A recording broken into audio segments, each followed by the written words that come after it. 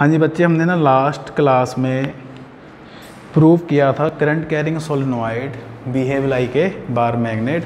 वो एक्सप्रेशन आपने लिख के देखना था बिकॉज वो लास्ट ईयर पेपर में भी आया हुआ है। अब हम बात कर रहे हैं बार मैग्नेट पे को अगर हम एक्सटर्नल मैग्नेटिक फील्ड में रखेंगे तो उस पर टॉर्क लगेगी। तो अभी मैं आपको टॉर्क वाली डेरिवेशन करवा रहा हूँ और एक उसमें पोटेंशियल एनर्जी स्टोर जो होगी उसकी डेरिवेशन आप कर देंगे। तो आज आप पहले दो डेरिवेशंस करके उसके बाद हम इसके क्वेश्चंस पे न्यूमेरिकल्स पे आएंगे। ठीक है जी। तो हेडिंग बनाएंगे आप expression to find torque acting on a bar magnet. Expression to find torque acting on a bar magnet when it is place inside the uniform magnetic field. when it is placed inside the uniform magnetic field। तो ये uniform अपन magnetic field बना रहे हैं north south. Direction magnetic field की हमेशा north से south की तरफ होती है। In this magnetic field we place a bar magnet. हमने इस मैग्नेटिक फील्ड में बार मैग्नेट को रख दिया।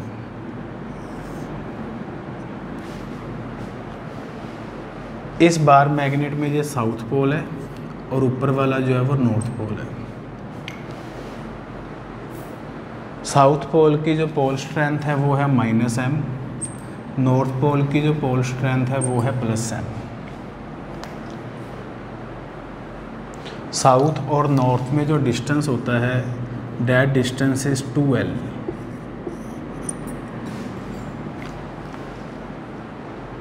जो यूनिफॉर्म मैग्नेटिक फील्ड है वो B है। ठीक है, uniform magnetic field is B। Magnetic dipole movement की डायरेक्शन किस तरफ होती है? मैग्नेटिक डायपोल मूवमेंट की डायरेक्शन होती है south to north, capital M। ये हमने बना लिया। इस मैग्नेटिक डायपोल मूवमेंट का मैग्नेटिक फील्ड की डायरेक्शन के साथ जो एंगल है वो कितना है? थीटा एंगल है। हमने एंगल बना लिया। अब इसकी पहले हम थोड़ी सी थ्योरी लिख लेते हैं। लिखते हैं consider a bar magnet, consider a bar magnet having magnetic dipole movement capital M, having magnetic dipole movement capital M place at angle theta, placed at angle theta in the uniform magnetic field B, placed at angle theta in the uniform magnetic field B। आपको मैंने बताया था कल एक formula कि force on ए पोल, पोल पे जो force लगती है ना उसका फॉर्मूला MB होता है। स्मॉल m क्या चीज़ है? Pole strength. And what is B? Magnetic field.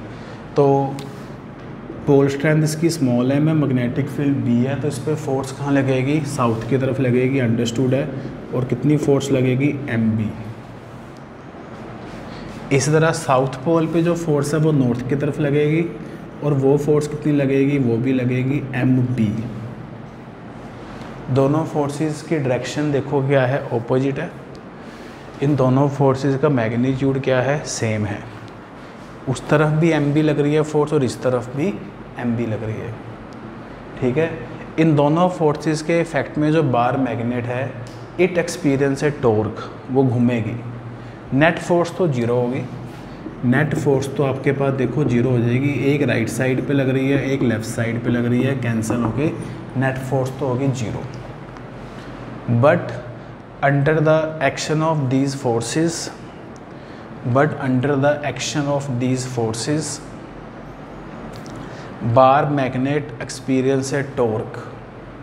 under the action of these forces bar magnet experience a torque। Bar magnet पे टॉर्क लगेगी और टॉर्क का फॉर्मूला होता है force into perpendicular distance from axis of rotation. Torque का formula होता है force into perpendicular distance from the axis of rotation.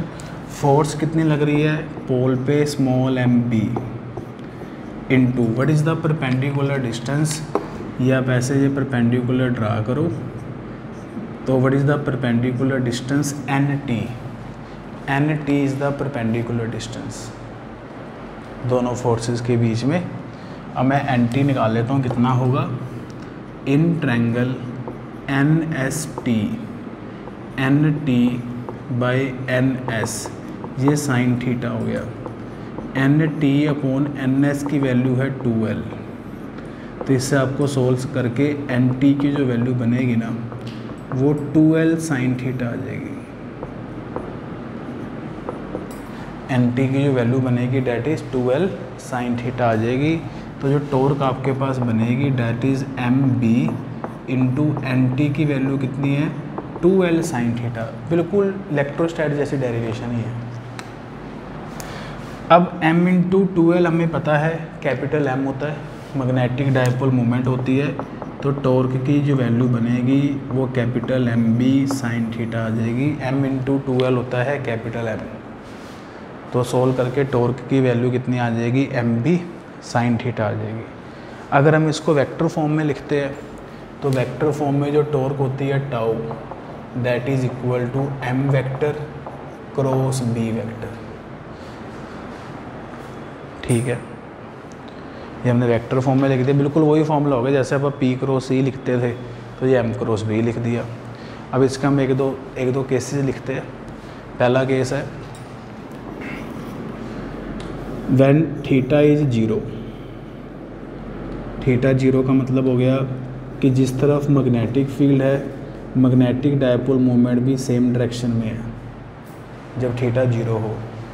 तो थीटा 0 पे देखो टॉर्क तो 0 होगी और ये आपके पास स्टेबल इक्विलिब्रियम बनेगा। भाई ये बात याद रखनी है आपने, थीटा 0 पे स्टेबल इक्विलिब्रियम होता है। सारी बातें पुरानी वाली ही है। When theta is 180 degree, when theta is 180 degree का मतलब है कि जिस तरफ मैग्नेटिक फील्ड बी है मैग्नेटिक डायपोल मोमेंट की डायरेक्शन है उसके ऑपोजिट।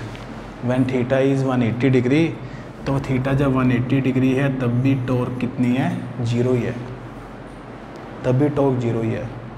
लेकिन 180 डिग्री पे ये होता है अनस्टेबल इक्विलिब्रियम, 0 डिग्री पे होता है ये स्टेबल इक्विलिब्रियम और 180 डिग्री पे होता है अनस्टेबल इक्विलिब्रियम।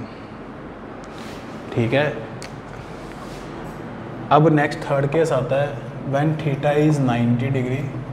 90 डिग्री का मतलब है कि जिस तरफ मैग्नेटिक फील्ड है बी मैग्नेटिक डायपोल मोमेंट उसके परपेंडिकुलर है, तो टॉर्क लगेगी और वो टॉर्क कितनी होगी मैक्सिमम होगी और उसकी वैल्यू होगी एम बी।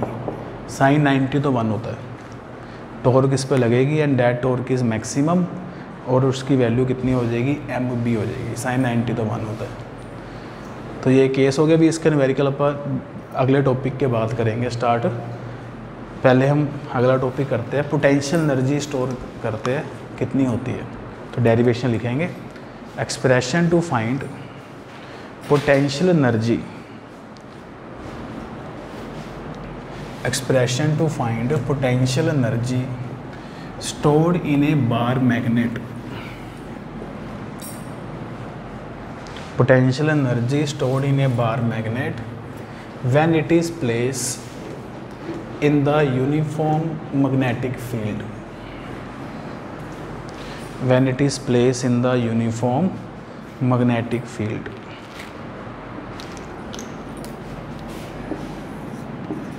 देखो ये हमने यूनिफॉर्म मैग्नेटिक फील्ड बनाया, इसकी डायरेक्शन है आपके पास north to south, that magnetic field is B. ठीक है, inside this magnetic field we place a bar magnet, ये साउथ है ये नॉर्थ है। साउथ पोल पे फोर्स नॉर्थ की तरफ लगती है, नॉर्थ पोल पे फोर्स साउथ की तरफ लगती है। ठीक है, मैग्नेटिक डायपोल मोमेंट की डायरेक्शन आपको पता है साउथ टू नॉर्थ होती है। और ना बार मैग्नेट घूमेगी, बार मैग्नेट ने क्या एक्सपीरियंस करनी है टॉर्क, तो बताइए बार मैग्नेट कैसे घूमेगी, क्लॉकवाइज के एंटी क्लॉकवाइज। अगर हमने मैग्नेटिक फील्ड में इसको रखा है थीटा एंगल पे, तो बार मैग्नेट अपने आप कैसे घूमेगी, क्लॉकवाइज के एंटी क्लॉकवाइज। इसने घूम के ना मैग्नेटिक फील्ड की तरफ हो जाना, बस ऐसे है ना एंगल थीटा पे, इसने रोटेट करके मैग्नेटिक फील्ड की तरफ हो जाना है। तो इस बार मैग्नेट ने कैसे रोटेट करना है, क्लॉकवाइज के एंटी क्लॉकवाइज। इसने क्लॉकवाइज रोटेट अपने आप करना है। तो लिखेंगे when we place a bar magnet in the uniform magnetic field, when we place a bar magnet in the uniform magnetic field at angle theta,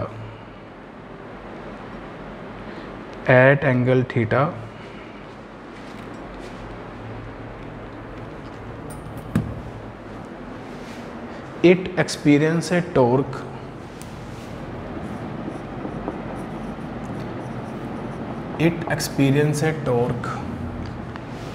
tau. कितनी value है torque की, M B sine theta. It experience a torque tau that is M B sine theta and rotate clockwise. ये कैसे rotate करेगी, clockwise rotate करेगी and rotate clockwise.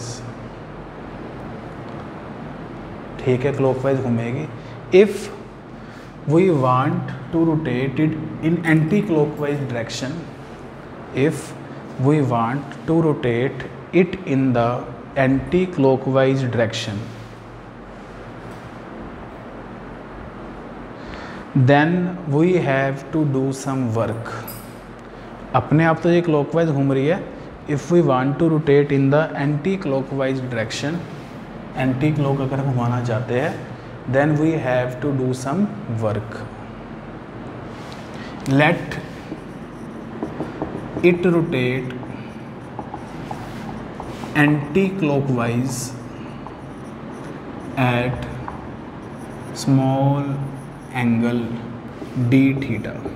Suppose कर लेते हैं आप कि हमने इसको एंटी क्लॉकवाइज घुमाया है स्मॉल एंगल पे, डेट इज़ डी थीटा पे।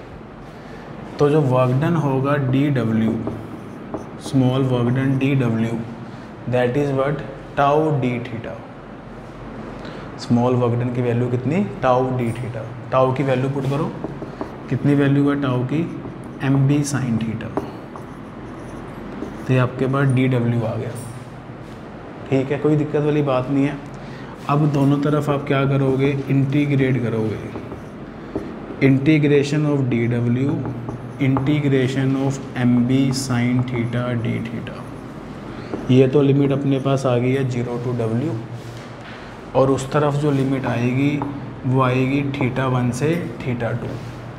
व्हाट इज़ θ1 इनिशियल एंगल जहाँ पे वो पहले थी, व्हाट इज़ θ2 फाइनल एंगल जहाँ तक हम इसको रोटेट करवा के लेके गए हैं।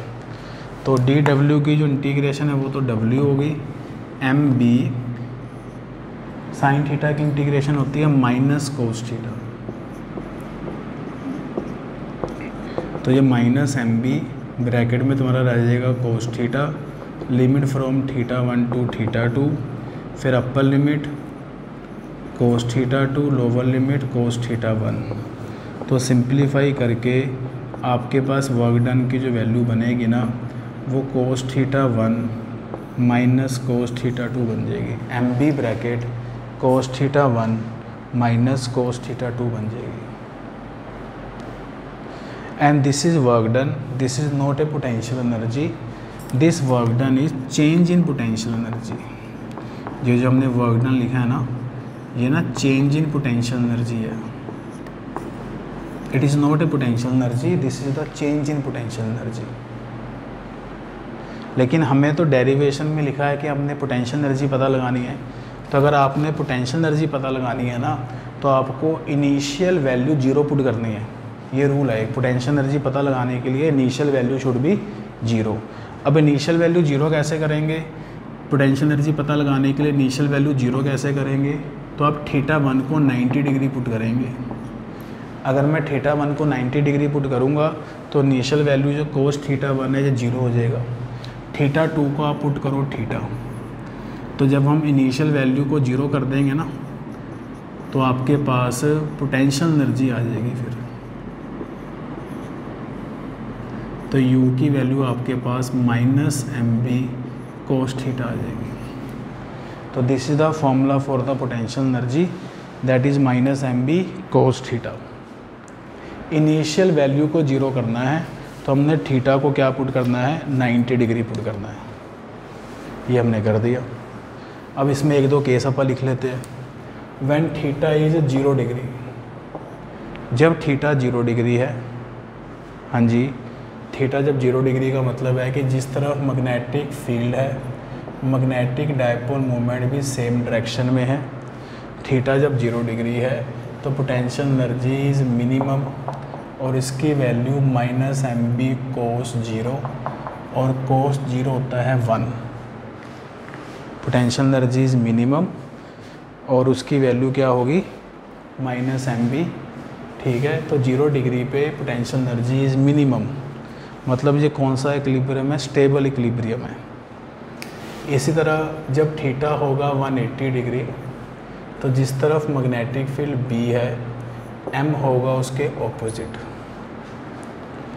तो इस केस में पोटेंशियल एनर्जी जो बनेगी ना, आप चेक कर लो, -mb cos 180। cos 180 होता है -1, माइनस माइनस हो गया प्लस, तो पोटेंशियल एनर्जी होगी मैक्सिमम। तो ये हो गया अनस्टेबल इक्विलिब्रियम। 180 डिग्री पे ये हो जाएगा अनस्टेबल इक्विलिब्रियम और 0 डिग्री पे ये हो जाएगा स्टेबल इक्विलिब्रियम। ठीक है, ये वर्क डन का फॉर्मूला है और ये -mb cos theta potential energy का फॉर्मूला है। ये याद रखना है आपने। एक हम इसका छोटा सा पहले एक न्यूमेरिकल कर लेते हैं, वर्क डन वाला ही लिखेंगे। What is the work done, what is the work done in rotating A bar magnet, what is the work done in rotating A bar magnet from the position of stable equilibrium, from the position of stable equilibrium to the position of unstable equilibrium, from the position of stable equilibrium to the position of unstable equilibrium। हमें work done की value बतानी है। तो work done का formula होता है mb bracket cos theta 1 minus cos theta 2। हमने उसको स्टेबल इक्विलिब्रियम से कहाँ लेके जाना है, अनस्टेबल इक्विलिब्रियम में। तो स्टेबल इक्विलिब्रियम में थीटा 1 होता है 0 डिग्री, अनस्टेबल में एंगल होता है 180 डिग्री। पुट द वैल्यू, तो आपके पास जो वर्क डन आएगा वो आएगा mb ब्रैकेट cos थीटा 1 है 0, cos थीटा 2 है 180, cos 0 1, cos 180 -1। तो वर्क डन की जो वैल्यू बनेगी that is 2mb।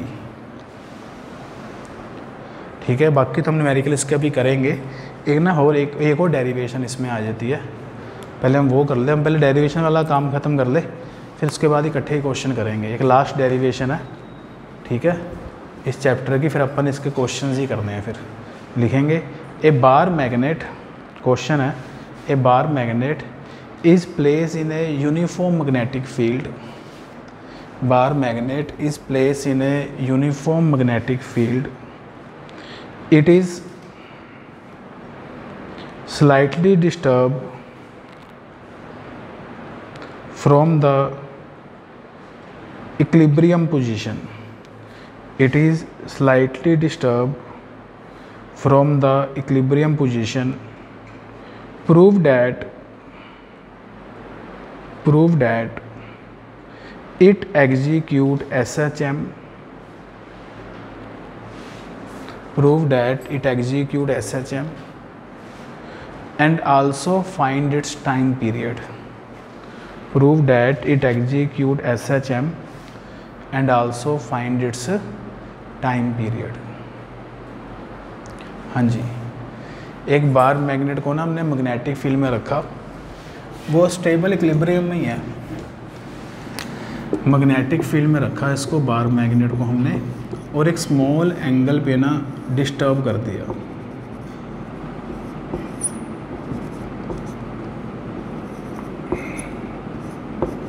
Small angle पे इसको हमने डिस्टर्ब कर दिया और छोड़ दिया।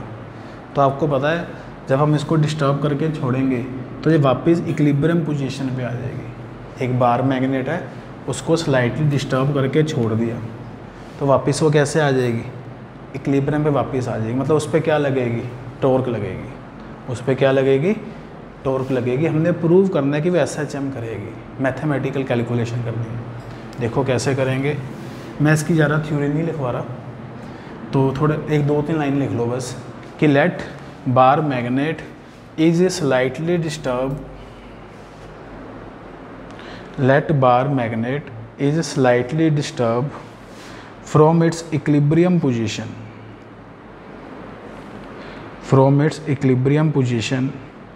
at small angle theta,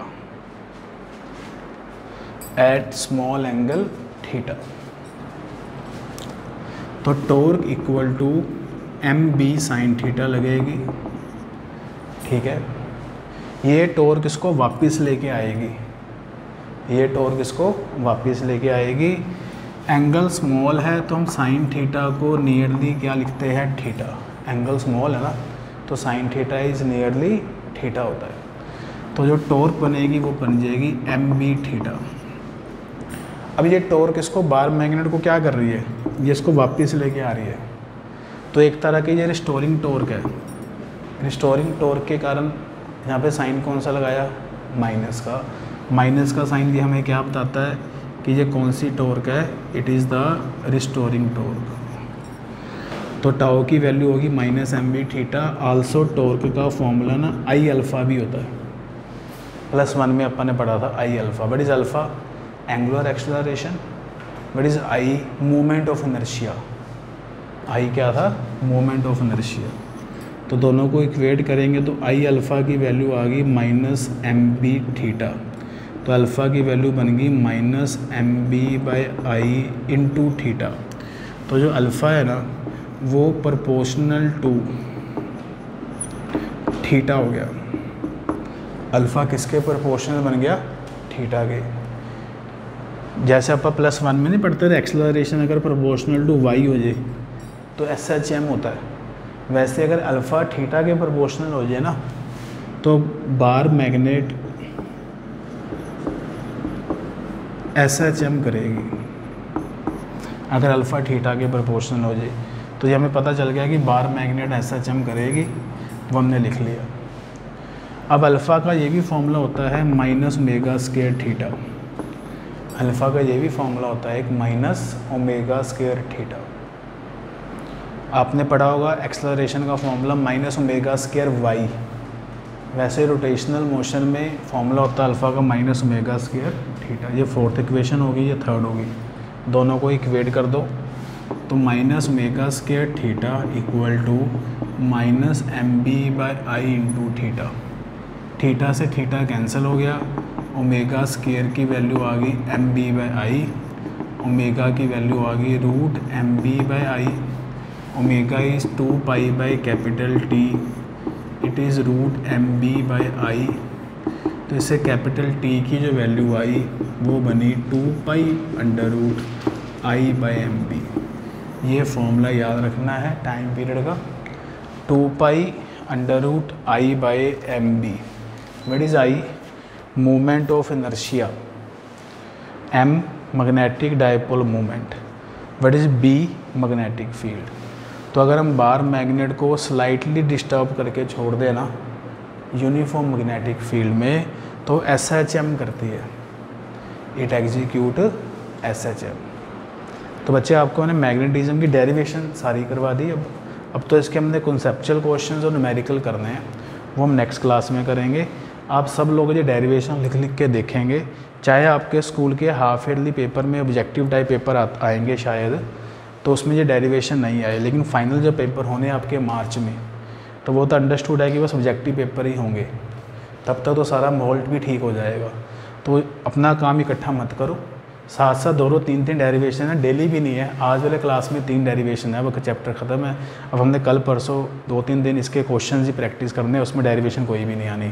तो डेली जो जो डेरिवेशन जा रही है आप उसको लिख लिख के प्रैक्टिस करिए, 2 टाइम लिखिए। और मैक्सिमम 3 टाइम लिखिए, तभी ये याद होगी, नहीं तो अब सारा कुछ मिक्स हो जाएगा। Thank you. इतना हम कर रहे हैं आज, कल हम इसके न्यूमेरिकल करेंगे।